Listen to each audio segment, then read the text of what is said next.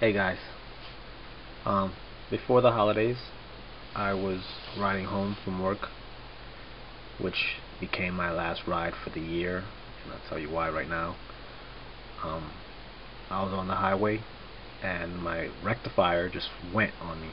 Bike just shut down, so I coasted onto the shoulder, and that shit was dead. So I had to call a tow truck, get towed home. I had to sit on the side of the highway for like an hour. Everybody looking at me, and it was threatening to rain. Good thing it didn't. However, I got home. I did all the tests. I tested the stator, the rectifier, everything. Ended up being the rectifier. So after researching rectifiers, whatever, I found the stock rectifier is a solid state rectifier, which heat affects it very much. And on my bike, they put it right behind the radiator. Terrible place to put it. They used to put it in the tail of the Gixxers. I don't know why they decided to put it there now. However, I found this place called Rick's Motorsports, which I believe is in Connecticut. So they make MOSFET, as they call it, which it's not influenced by heat as much. So I purchased that and installed that, and worked great.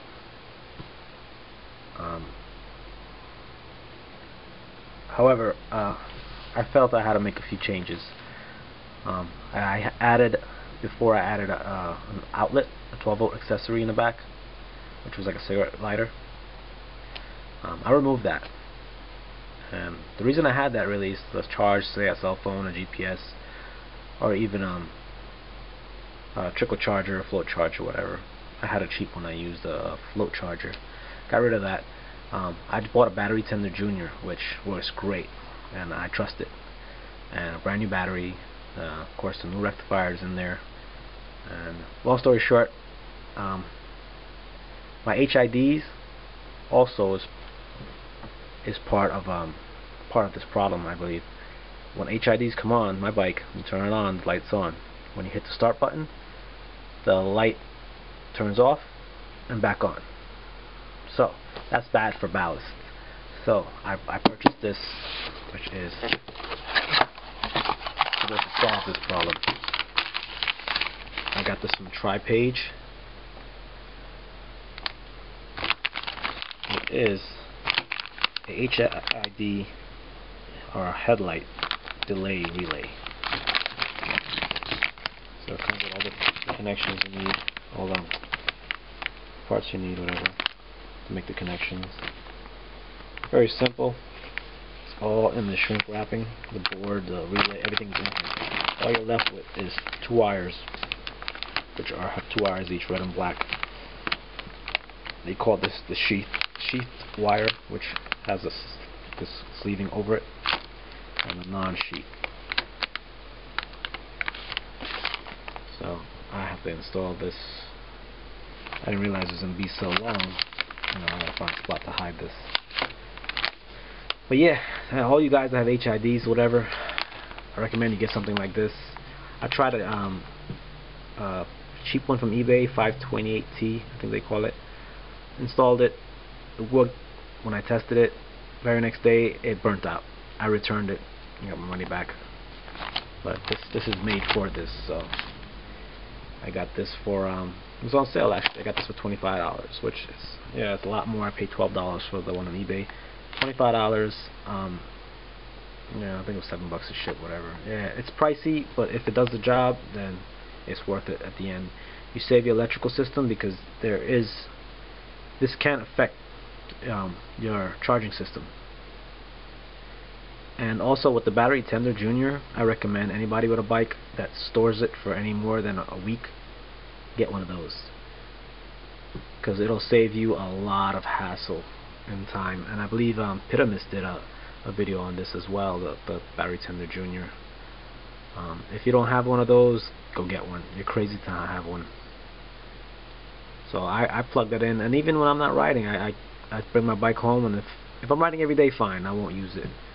But if I'm not riding for a few days, I just take it home. When I go home, I just plug it right in. It's so simple, and I don't have to worry about my battery going bad. Plus, it's supposed to extend your battery, I don't know, 3 times more or something, which has been actually proven. So, I mean, it's worth it. I got mine for $30 at Sears.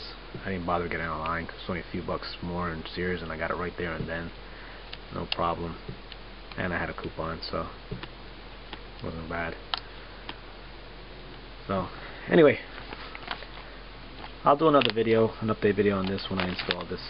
I just wanted to give you guys a heads up and maybe hope I can help somebody out with this and the battery tender and whatever information I'm giving you. I hope it helps someone. Alright, take it easy, guys. Later. Hey guys, so I got the relay in. What I did, I took out the windscreen, and it's right in here, right there, going across to like right over here, and I zip tied it to the igniter from the HID, and it's also hidden in here, and everything fit nicely in there.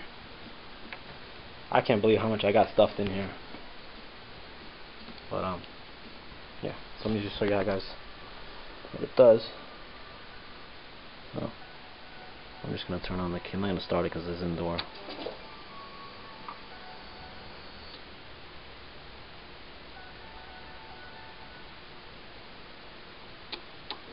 There you go.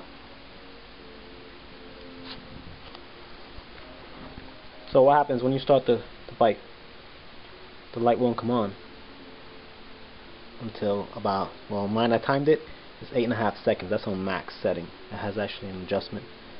8.5 seconds. So the bike gets a good chance to, you know, get charged up before.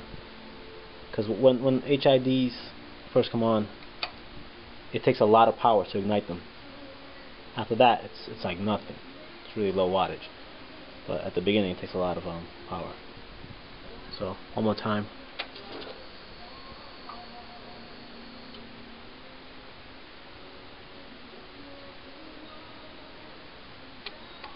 And there you go.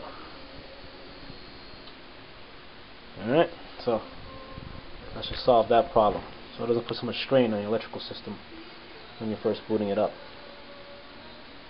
And you know, you don't want no hot strikes. The ballast when it comes on and it flicks. That's why you shouldn't put HIDs in your high beams. Because you know, to do this, you can't do that with HIDs. Causing that hot strike, you'll blow the ballast, and then you'll be assed out. Alright, take it easy, guys. Hey guys, so I had to take that relay out of here. Reason being that when the windscreen went down, the rubber pieces that go into here, the well nuts or whatever you want to call them, they couldn't fit. So this is just kind of like protruding here, and I underestimated the space, so I had to move that. And the best place I can find to actually relocate to was behind the fairing. I zip tied it to the main harness, and I ran the wires just up, coming out up here, and right out here. I tried to make all my connections in here, and that should be it. Alright guys, thanks. Later. Hey guys. Alright, I'm all done. It's all buttoned up. Everything fit perfectly. The only thing I would say with this particular bike, remember when I said I zip tied the relay to the main harness? Well, there's a part of this fairing that clips into the back piece here. So that gets in the way. So just zip tie the front. Let the bottom hang down like that. It's perfect like that. Alright, and I added extra shrink sleeving to the actual relay. They actually come with a piece of shrink sleeving that you can remove to adjust the delay. Well, I set it to how I want it, and I heated it up and got it even more tight. So that can't come off unless you cut it off now. But I'm good with that. I maxed it out 8.5 seconds. I'm good with that. Anyway, let's try it out.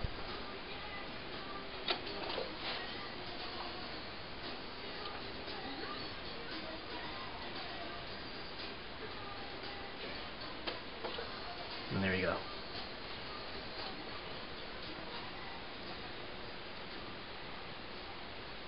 Alright. Hope that helps somebody. Later.